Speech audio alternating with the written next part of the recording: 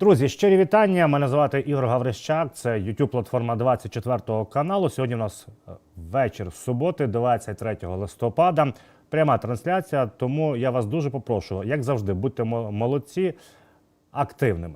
Ставте лайки, підписуйтесь, коментуйте, діліться нашою розмовою. Можете прописувати запитання, конструктивні, актуальні. Ми будемо виносити нашу розмову.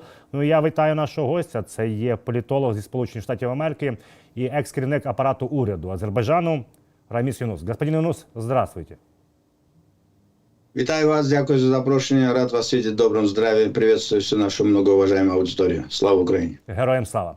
Мы, как правило, с вами, господин Юнус, в четверг вечером всегда разговариваем. Но так случилось, что перенесли. Мы могли вообще и не разговаривать, да, но очень важные вопросы, поэтому мы с вами дважды передоговаривались, и все-таки сейчас мы в прямом эфире, и наконец-то можем проговорить важные вопросы. Много случилось, конечно же, потому что вот и Соединенные Штаты Америки, и Британия, и Франция дали разрешение использовать их оружие по территории Российской Федерации. И сразу после этого Путин сказал: вот я вытягиваю орешник, или там кедр, или как его еще называют, межконтинентальная баллистическая ракета, и ударили по Днепру. Это эскалация, это страх со стороны Кремля. Вот как вы можете обрисовать это, господин Юнус? Ну, здесь несколько моментов, которые важно четко проговорить. Ну, во-первых, это не межконтинентальная, это уже подтверждено, что это ракета средней дальности. Вот. Но это не меняет. Это, опять же, тот уровень того, что это говорит о том, что ставки повышаются. Теперь сначала касательно разрешения со стороны США и автоматически, как к этому присоединяется и Франция, и Великобритания. Я вам уже неоднократно говорил, что вам это разрешение дадут. И особенно я сказал, давайте дождемся президентских выборов. И потом последние 2 месяца вы увидите, как Соединенные Штаты Америки на всех парах постараются создать определенный задел в зависимости от того, кто победит. И судя по тому, что сегодня результат оказался не тот, который нужен был Джо Байдену и его команде, я думаю, они собираются повторить тот же спектакль, который для них создал Дональд Трамп после вывода войск из Афганистана. После того, когда Дональд Трамп сам же принял решение о выводе войск американских, но это решение пришлось исполнять Джо Байдену. И, как вы видите, это позорное бегство из Афганистана на протяжении 4 лет тыкалось все время как позор не только Америки, а позор в первую очередь демократической администрации. И поэтому, естественно, для того, чтобы создать определенные сложности и тем предвыборным обещаниям, которые делал Дональд Трамп, который сказал, что вот я приду и за 24 часа сначала решу, а потом, когда он понял, что это вообще говорить не надо было, он стал говорить по-другому. Я решу это до инаугурации. И опять же говорю, до инаугурации он также это не решит. Вот, и вообще был бы я его советником, я ему советовал бы вообще на эту тему ничего не говорить, не разговаривать, и не звонить ни тому, ни другому, не заниматься этой проблемой, потому что проблемой российско-украинской войны президенту Соединенных Штатов Америки можно заниматься только ты, если на самом деле президент Соединенных Штатов Америки по Конституции, юридически, не избранный, а ты уже после 20 января сидишь на кнопках, то есть у тебя все кадры назначены, и ядерную кнопку у тебя, и у тебя есть рычаги влияния, да, и военно-технические, и экономические, и политические, информационные, все, что нужно, и разведданные в том числе. У Трампа этого нет. Каким образом он собирается это решить? Ну, это, как вы понимаете, это предвыборная риторика. Даст ли ему Байден такую возможность для того, чтобы, пока он не избранный президент, проявить себя? Конечно, он ему это не даст. Вот они встретились, о чем-то говорили. Вполне может быть, что Байден ему сказал, что я вот такое разрешение дам, имея в виду. От того, что он ему сказал, но он должен был ему сказать, все-таки это будущий президент США, и бывший президент обязан ему буквально дать всю полноту информации. Это записано в Конституции. Другое дело, Трамп же не может поменять его решение или как-то повлиять на него, да? Ну, и, естественно, я так понимаю, есть вещи, которые он и в публичной сфере не может даже говорить или комментировать. Все-таки это закон Америки, да? Но факт остается фактом, что мы увидели данное решение, и оно стало реализовываться.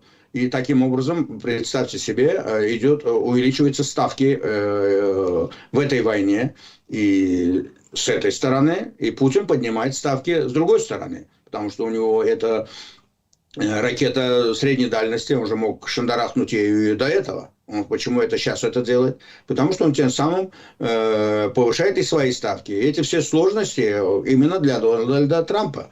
Потому что, когда повышаются на таком уровне ставки с двух сторон, ему будет намного сложнее решить эту задачу, которую он преподносил на своих предвыборных митингах, как само собой разумеется, вот так одним щелчком он быстро этот вопрос решит. Я не думаю, что он этот вопрос решит сразу, как придет 20 января. И пока он не назначит все эти кадры, а на украинском направлении он еще даже не сделал ни одного кадрового назначения. Пока эти кадры не пройдут в Сенат, как вы видите, в Сенате тоже все не так просто. В случае с этим генеральным прокурором, которого он рекомендовал, и потом ему пришлось снять свою кандидатуру, и на его место назначили генерального прокурора Флориды, женщину, личного адвоката Дональда Трампа. Это говорит наглядное тому подтверждение. То есть это же он посчитался с мнением и не только демократической части партии, да, которые будут выступать, но и с мнениями многих своих, которые также не согласны и продолжать будут не соглашаться с той или иной кандидатурой. А у них там преимущество там не такое уж большое, да? Будь то верхняя палата, будь то нижняя палата. Ну, назначение проходит через верхнюю палату. Поэтому, не получив назначенных кадров, я имею в виду и в Пентагон, и в разведку, и в другие структуры, как вы думаете, он может начать переговоры с Россией? Он же должен знать, о чем говорить, и где у него сильные стороны, да, что он может предложить. И поэтому, я так понимаю, Путин завинчивает как можно больше, поднимает эти ставки. Ну, я думаю, и Байден таким же образом хочет преподнести, что если завтра тот же Дональд Трамп сделает что-то такое, что покажет слабину США в поддержке той же Украины, хотя бы на том уровне, на котором обеспечивал тот же Байден, да, а поддержка Байдена, мы понимаем, шаг вперед, два назад. То есть она не выдерживает никакой критики. Все то, что происходит сегодня касательно Украины, с 2008 года, если так взять, да, я имею в виду после перезагрузки, которую начал Обама, Байден, и завершилась вот этой полномасштабной агрессией России против Украины, к Дональду Трампу не имеет никакого отношения. Давайте будем объективны. Он к этому совершенно не имеет отношения. Все беды украинского народа связаны в первую очередь с Обамой, с Байденом, с Камалой Харрис и с его командой. Вот с того, как они решали эти проблемы. Это перезагрузка, это сделка с Кремлем, да. И здесь и немцы виноваты, здесь и французы виноваты, и Шрёдер, и Меркель, и Саркози, и Олланд. То есть все они все виноваты. А сегодня и Шольц, и Макрон. И результат вот он налицо. Но теперь Трамп приходит к власти. Теперь решит он, не решит, это просто все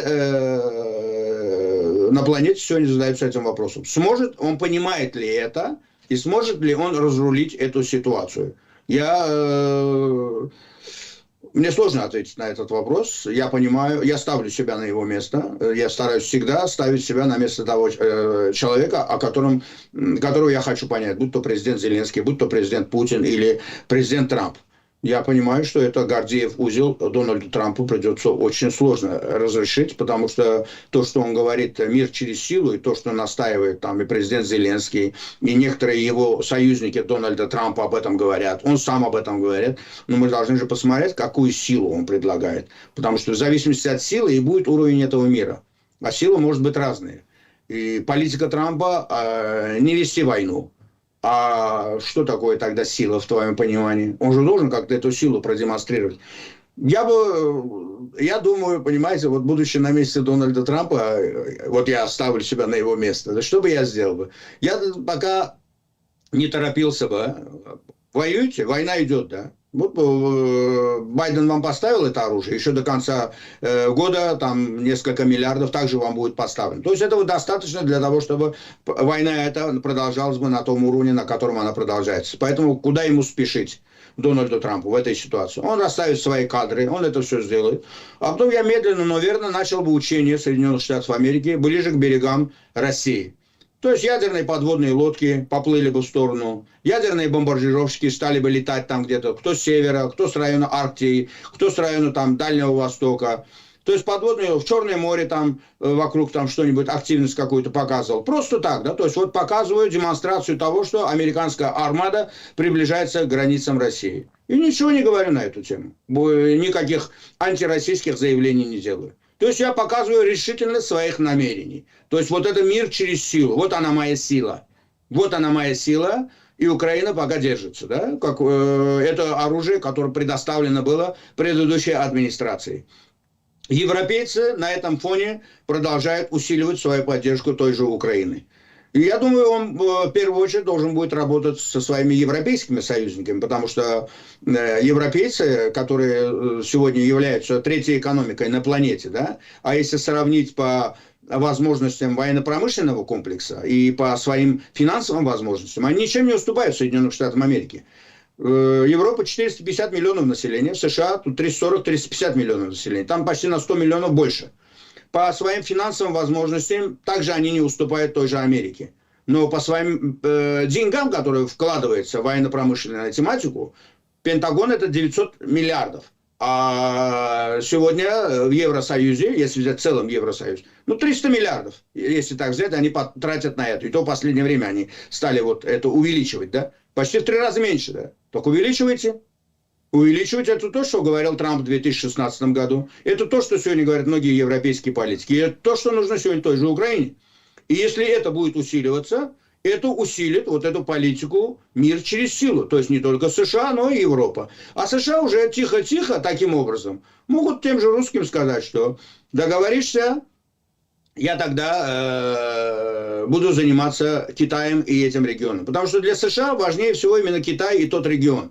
Потому что там вы не увидите ни Францию, ни Великобританию, ни немцев. Там будут, скорее всего, Япония, Южная Корея, Австрия, Австралия, Новая Зеландия. Вот это AUKUS, да, который Великобритания вместе с американцами создали. Потому что Китай это главный соперник Соединенных Штатов Америки. Будь то Байден, будь то Дональд Трамп. И для Трампа в первую очередь.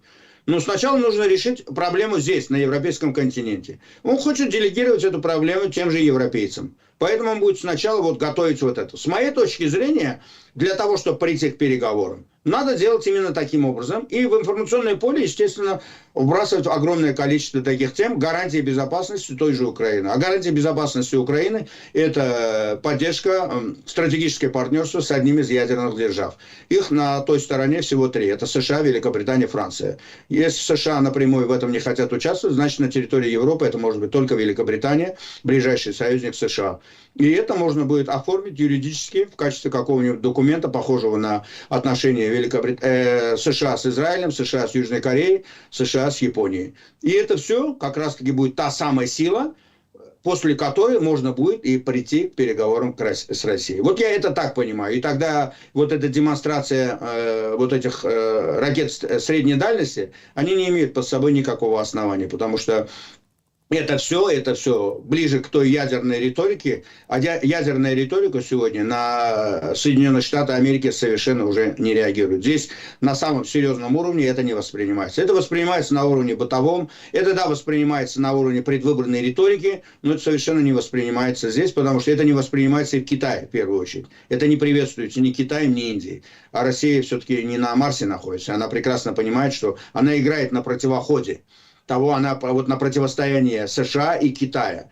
И Соединенных Штатах это не устраивает. Соединенные Штаты всегда использовали Россию против Китая и использовали Китай против России. И это будет продолжаться вот в этом треугольнике. Поэтому Россия однозначно, которая сегодня очень сильно дрейфовала в сторону того же Китая, она понимает, что Китай в ядерной тематике этого не приемлет. А коль Китай этого не приемлет и Америка этого не приемлет, значит это главный рычаг давления той же России.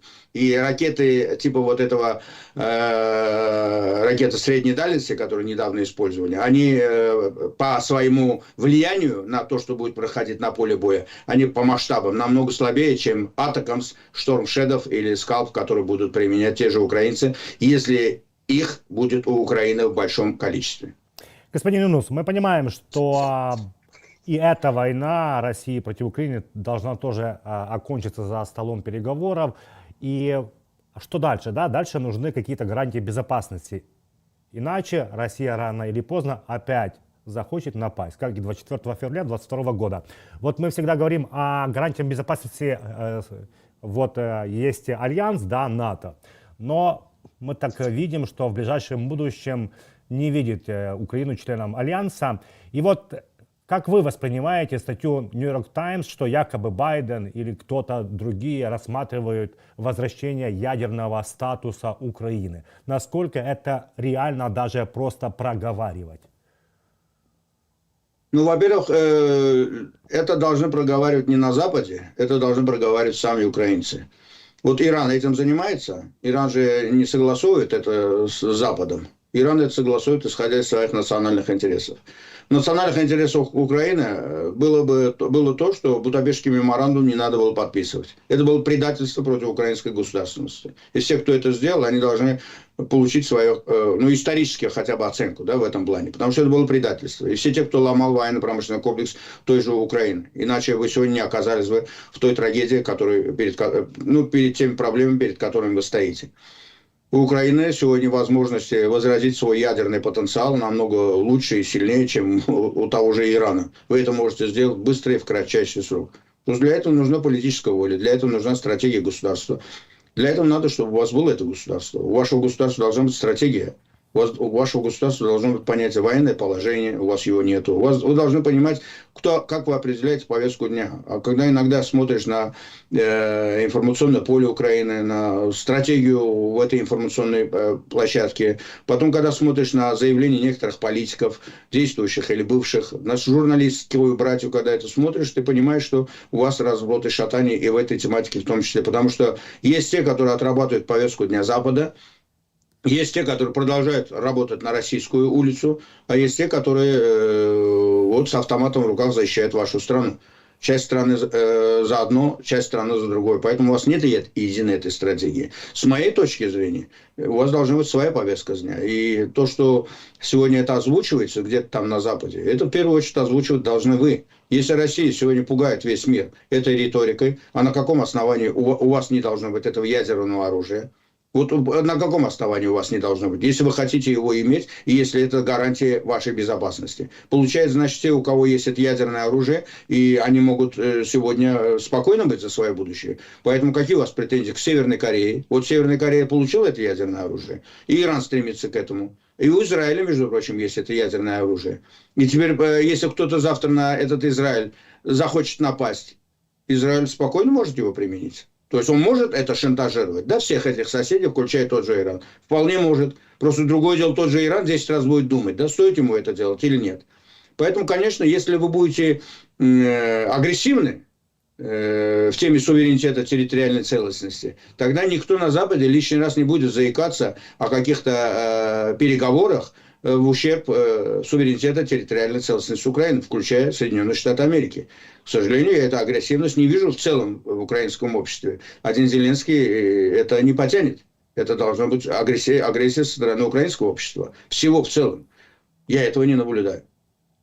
Господин Юнус, отдельно хотел бы вас спросить о двух персонах. Конечно, это Дональд Трамп и такой вот человек Илон Маск, который, сейчас сверкает, можно так сказать. Вам виднее, вы в Соединенных Штатах Америки, и вы расскажите. Потому что вот еще нету никаких официальных назначений, еще Сенат ничего не голосовал, а вот Маск уже и с представителем Ирана встречается, и в разговоры Зеленского и Трампа тоже включается. Вот у меня вопрос, насколько может в будущем Маск, пытаясь играть первую скрипку, раздражать Трампа, и будет ли Трамп терпеть Маска? Вы знаете, здесь уже специфика их отношений, я там не присутствую, я могу со стороны так наблюдать. Это два бизнесмена, два харизматичных человека, два нестандартных человека, которые добились в жизни всего того, что можно добиться. Да. Один уже 2 раза президентом избрался, а другой самый богатый человек на планете. Они живут в другой системе координат. Я хочу, чтобы вы это понимали. И потеря там каких-то миллионов или миллиардов не играет существенное значение для них. Я так понимаю, в том мире, в котором они находятся, глобальном, так сказать, они думают сегодня о целой планете, да, залетели на тот уровень. Иногда бывает, да, эйфория бывает еще, эйфория от победы тоже может быть. Живые люди, да, все. И именно в этой ситуации многие совершают свои ошибки. Так что видна разница между Маском и Дональдом Трампом. Дональд Трамп совершенно другого типа человек. Да? Он не позволит никому быть какой-то первой скрипкой в его окружении. Но даже второй не позволит это быть. Ему не нужна там ни вторая, ни третья скрипка. Ему надо, чтобы все смотрели ему в рот. Просто Маск немножко особняком стоит, в отличие от всех остальных, потому что он внесистемный человек такой же, как он. Он независимый человек от того же Дональда Трампа, вот, в определенной мере. Хотя он может быть и зависимым от него, потому что половина бизнеса того же Маска находится в том же Китае. И, естественно, вот смотрите, он вложил в Дональда Трампа 100 миллионов вот в этой предвыборной кампании, а получил 40 миллиардов. Вы представляете, какой товар, как моментально, да, за 300% дохода, да? Поэтому он прекрасно понимает, что как можно использовать нынешнюю ситуацию. И, естественно, то, что он около него светится, то, что он около него вот так регулярно там присутствует, это внешне мы так видим. И это хорошо влияет на его бизнес и на его бизнес-партнеров однозначно. Поэтому ему нужна эта форма. А что там внутри по наполнению, я не сомневаюсь, что к вопросам стратегии этого государства касательно многих моментов Илон Маск не будет иметь никакого отношения в перспективе. Он просто получит свою долю пирога, которая ему нужна, и он, естественно, будет работать на конкретном направлении, которое также нужно тому же Дональду Трампу с точки зрения интересов этой же Америки. Я не сомневаюсь, что одним из тех, кто будет ломать это глубинное государство, Deep State, будет как раз-таки Илон Маск вместе с этим Рамасвами. Он уже не просто так создал эту структуру, и эту структуру должна ломать весь этот аппарат. И на это все он уделил для них 2 года. Поэтому эти 2 года мы должны будем ждать и смотреть, и терпеть того же Илона Маска. Ну, а думать о том, что Илон Маск будет влиять на внешнюю политику Дональда Трампа, знаете, уже все-таки мы уже Дональда Трампа здесь в Америке более-менее изучили. Это такой психотипаж, что это человек, который не терпит никакого другого мнения. Или должно быть так, как он говорит, или не будет иначе. Однозначно. Поэтому он собирает вокруг... Да, он может послушать кого-то, но они должны выполнять его волю. Или они должны так убедить его в том плане, да, чтобы он отказался от своего мнения. Но, во всяком случае, сегодня его кадровые назначения, которые мы видим, и то, что вот он поменял вот этого генерального прокурора, конгрессмена, на другую, на женщину, прокурора Флориды, лишний раз говорит о том, что он, видите, он может и делать и шаг назад в этой ситуации, когда он увидел определенное сопротивление. То есть он не пошел тем путем, как это было в 2016 году, потому что ему нужно поломать этот Deep State. И Илон Маск поставлен именно на это направление. А то, что Илона Маска сегодня много в информационном пространстве, ну так это специфика этого жанра. Да? Человек вложился в него, человек рядом с ним. И более того, это не наносит ущерб тому же Дональду Трампу пока в сегодняшней, нынешней стадии. Потому что Дональд Трамп пока что не президент. И он пока только назначает и пока выступает. Надо посмотреть, как это будет выглядеть после 20 января. Господин, также хотел бы вас спросить о высказываниях бывшего главнокомандующего Вооруженных сил Украины Валерий Залужный буквально вот 2 дня назад сказал следующее, что 24 год уже можно считать как Третья мировая война, потому что есть иранские дроны, есть северокорейские войска, есть помощь Китая. Как вы считаете, реально ли потом, когда-то, через много годов, напишут в истории, в книгах, что это была Третья мировая война? Нет, это неправильно. Если мы исходим по классическому восприятию, да, мы должны вспомнить историю Первой мировой войны, историю Второй мировой войны. И если мы исходим из этого, то тогда еще Третья мировая война, конечно, не началась. Но у нас предтеча Третьей мировой войны. И то, что сегодня Россия на всех парах стремится именно этого добиться, для России именно это важно. А Запад во главе с Соединенными Штатами Америки, тот же Дональд Трамп тем более, они делают все, чтобы этого не было. И тот подход, который был во время Второй мировой войны, то там также было увещевание, да? Там также была определенная перезагрузка.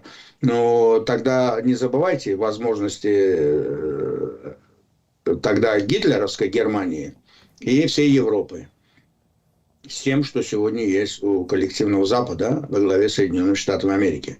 Поэтому, чтобы началась Третья мировая война, в Третьей мировой войне должен участвовать Китай. Китай в этой Третьей мировой войне участвовать не будет. А раз Китая не будет в этой Третьей мировой войне, значит, Третья мировая война. Какая Третья мировая война без Соединенных Штатов Америки и без Китая? эти две страны категорически на это даже не согласны. При 1,5 триллиона товарооборота между Китаем и Евросоюзом и США, ну, это же просто курам насмех. Да, мы будем слышать эту риторику в определенной мере. То, что об этом говорит уважаемый генерал Залужный, я могу понять. Он генерал украинской армии.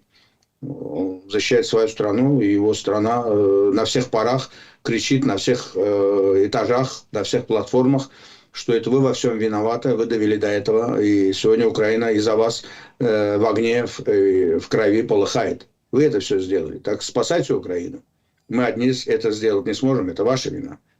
Вот это я читаю в словах генерала Залужного. А Третья мировая война, она сегодня невозможна, потому что это будет конец планеты. Потому что Третья мировая война, не забывайте, что Вторая мировая война, это была единственная на планете война, где было использовано ядерное оружие. И то оно было использовано уже не по назначению, но в качестве фактора устрашения, да, и в Хиросиме, и в Нагасаки 6 и 9 августа 1945 года, когда уже война закончилась. Вот. Сейчас и у Китая, и у России, и у США, Великобритании, Франции достаточное количество ядерного оружия, чтобы остановить жизнь на планете. Это никому не нужно. Потому что Третья мировая война, она не может быть без ядерного оружия. А кто пойдет на это? Никто не пойдет на это, никому это не позволит. Да, спекуляции на эту тему будут. К сожалению, в качестве спекулятивной платформы и плацдарма сегодня это Украина. Я с первого дня этой войны говорил, что это напоминает мне ситуацию с Афганистаном. И политика анаконды, которую тогда Рейган с Тэтчер в отношении Советского Союза применили, здесь также присутствует, я имею в виду, и политическая блокада, и информационная блокада, и, так сказать, поддержка военно-техническая тогда маджахедов здесь Украины, и плюс гонка вооружений. Все это присутствует. Просто разница в том, что Украина не Афганистан, и в первую очередь по народу населения и по своей географии. И здесь очень важно посмотреть, как поведет себя Запад. Здесь очень важно именно, многое зависит от поведения Запада. Да, Украина сегодня героически стоит, обороняется, но без поддержки Запада она эту тематику не вытянет. И в первую очередь это должно касаться Европы, а не Соединенных Штатов Америки. Поэтому Соединенные Штаты Америки когда вмешались во время Второй мировой войны? Когда уже и вся Европа уже пала перед Гитлером. И осталась одна Великобритания. И то Великобритания из-за этого Чемберлена и Галифакса, они также планировали это сделать. Это же тактики. И они думали, что дадут вперед Черчилля, потом всех собак на него повесят. Но они ошиблись с этим. И Черчилль приехал к Рузвельту, и он сумел вовлечь Соединенные Штаты Америки, которые находились за океанами, они не собирались вмешиваться в эти дела. Точно так же, как и сегодня. Дональд Трамп не собирается вмешиваться в эти дела. И для того, чтобы сегодня вся Европа не пала перед той же Россией, как это было перед гитлеровской Германией, Европа должна прийти в движение, потому что это политика соглашательства, политика Чемберлена и Далазе 80 лет назад, и политика сегодня Ангелы Меркель, Шрёдера, Шольца, вот этих всех проходимцев, она и дает, опять же, тот самый результат. И именно поэтому вот эта политика анаконды, она не срабатывает, так как она сработала тогда. Здесь нужна единая стратегия. И вот если этой единой стратегии Дональд Трамп с нынешней европейской элитой политической сумеют отработать, тогда, я думаю, тогда они смогут отстоять Украину в этой ситуации, и они дадут. Здесь самое главное – это гарантия безопасности Украины, которую должны политически они решить. То есть должна быть политическая воля. Кто-то должен встать и сказать: без лидирующей роли Соединенных Штатов Америки априори это невозможно. Господин Нуц, и очень важный вопрос. Мы, как всегда, у нас такая традиция, мы в конце всегда проговариваем то, что происходит на Кавказе и в вашем родном Азербайджане. И, кстати, мы уже этот вопрос поднимали, но, опять-таки, приходится говорить о нем, потому что даже в СМИ украинских освещают вот экологическую конференцию, которую организовывает ООН в Баку, это было, да, в ноябре. И вот как-то подают так, что, мол, вот я даже прочитаю, как это назвали на одном из украинских каналов, ООН и нефть, как крупные игроки делят, извините, рынок топлива, обсуждая экологию. Мы с вами проговаривали, и вы говорили о том, что это Организация Объединенных Наций, да, давно уже организовывает. Это было в Дубае, следующий будет в Бразилии. Вот Кому выгодно работать против Азербайджана? И даже вспоминаю, что Азербайджан тоже помогал Украине. И если кто-то там говорит, что есть какие-то договоренности Азербайджана с Россией, так нет страны в мире, которая не имеет договоренностей в своих интересах, да, в каких-то географических. Те же Соединенные Штаты Америки покупают уран, да, в США. Франция вообще в 2 раза увеличила обороты именно в этой сфере тоже с Россией.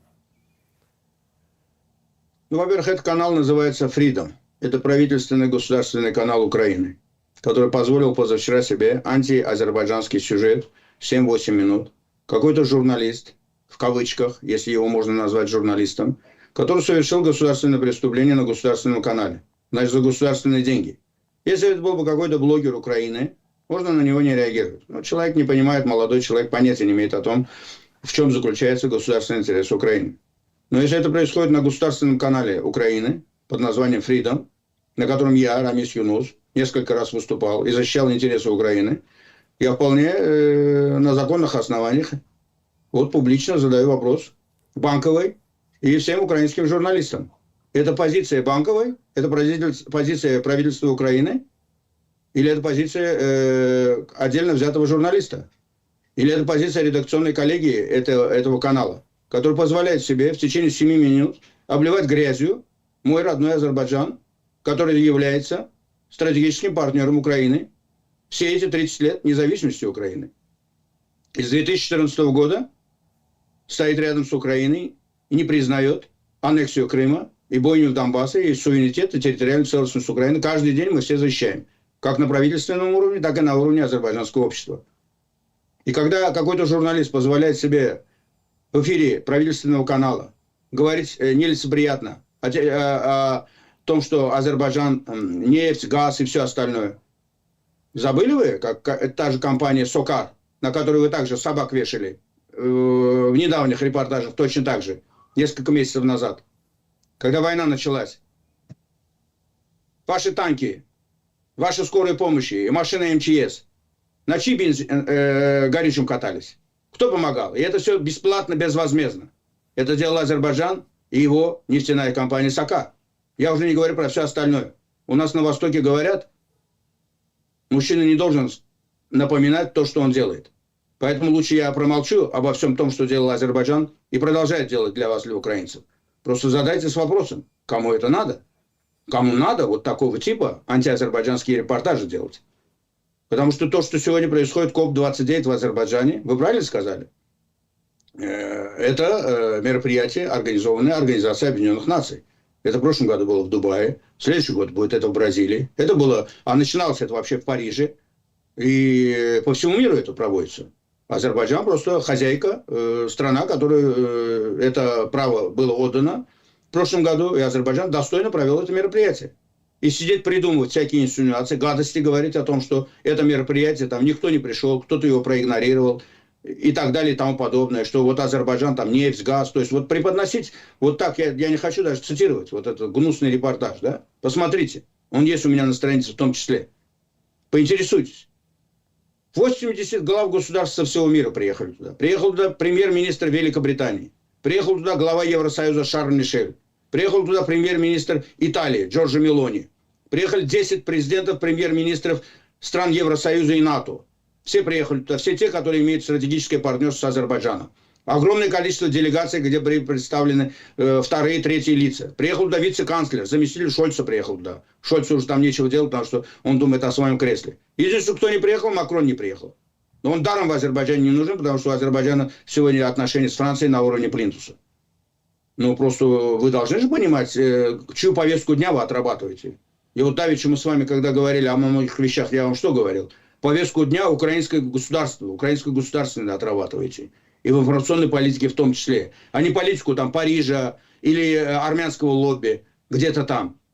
А для азербайджанскую, да? И на чью мельницу вы работаете? В результате этого вы что получили? Вот в результате этого репортажа вы получили гнев со стороны азербайджанского общества. Гнев со стороны азербайджанского гражданина по фамилии Рамис Юнус, который защищает вас с первого дня вашей этой полномасштабной агрессии. Видите, как в моей тональности недовольство? А почему это должно быть? Почему вы это делаете? Почему вы этого не понимаете? Да, может быть, это специально делаете для того, чтобы мы отвернулись от вас. Да мы никогда не отвернемся от вас, потому что вы в трудной ситуации.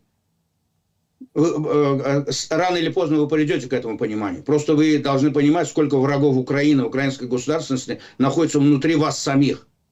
А вы ищете где-то на стороне. Не ищите врагов, ищите друзей. Это очень важно понимать. А то, что в Азербайджане это мероприятие прошло на самом высоком уровне, 80%, я говорю, руководителей со всего мира приехало туда. Это только первых лиц приехало, а всего пришло около 200 стран. 197 стран было там. 72 тысячи гостей. Организация Объединенных Наций, когда проводит в сентябре, в октябре генеральную сессию, тут проходит 10-15 тысяч приходит всего. В Нью-Йорк, в США, в маленький Азербайджан 72 тысячи приехало. Можете себе представить? Это гостиницы, это инфраструктура, это аэропорт, это машины, это обслуживающий персонал. И это карточка визитная Азербайджана. Мы все это показали. Это успех Азербайджана. Я уже не говорю, это головная боль для населения Азербайджана. Это и деньги. Если маленький Азербайджан сумел это показать, так радуйтесь за Азербайджан, если вы друзья Азербайджана. А что за зависть? Что за желчь? Ну хорошо, мы это понимаем, это делают недруги Азербайджана. Армения и все те, кто поддерживает Армению. Но когда это делают со стороны Украины, и это делают украинские некоторые журналисты, и особенно, если это делается на государственном канале Украины, это вызывает вопросы. Такое надо пресекать в корне. Я благодарю вас за этот вопрос. Дальше я углубляться не хочу. Я хочу просто сказать, что они все равно не добьются этого, потому что отношения между Азербайджаном и Украиной на протяжении 30 лет, это мы все прекрасно понимаем. Просто не забывайте о том, что у Азербайджана свои проблемы, у Украины свои проблемы, у Грузии, у Молдовы. Смотрите на географию. Смотрите на географию, а потом понимайте. Несмотря на ту ситуацию, в которой находится Азербайджан между Россией и Ираном, на протяжении 2 войн, в которых мы прошли, вас рядом с нами не было. А мы сегодня рядом с вами. Украина рядом с Азербайджаном за наши 2 войны не было ни разу. Мы с вами с первого дня, с 2014 года. Ну, не плюйте в колодец, из которого вам еще придется пить. Господин Юнус, большое вам спасибо за этот разговор. Большое спасибо, что все-таки мы сумели с вами поговорить. Не в четверг, но в субботу, но тоже в прямом эфире. Большое вам спасибо. Дякую. До побачення. Слава Україні. Героям слава. А ви ж, наші глядачі, будь ласка, поставте лайк цьому відео, не забудьте підписатися, прокоментувати і, звісно, поділитися нашою розмовою. Мене звати Ігор Гаврищак, ми з вами традиційно побачимося в ефірі 24 каналу.